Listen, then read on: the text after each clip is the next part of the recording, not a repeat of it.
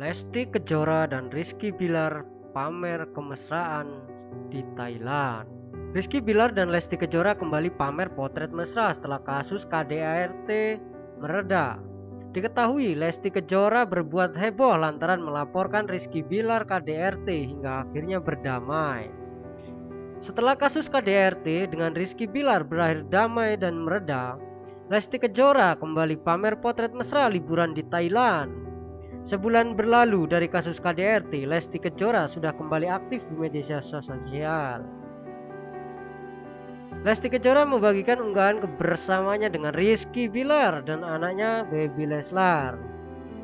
Dikutip dalam akun Instagram Lesti Kejora pada Sabtu 5 November 2022, ia membagikan potret tengah berenang. Dalam foto tersebut terlihat Lesti Kejora dan Rizky Bilar yang tengah menggendong Baby Leslar. Lesti Kejora tampak berada di samping Rizky Bilar dan tersenyum sambil melihat Baby Leslar. Sedangkan Rizky Bilar juga terlihat bahagia memandangi sang buah hati. Lanjut, Lesti Kejora membagikan potret Rizky Bilar tengah menggendong Baby Leslar.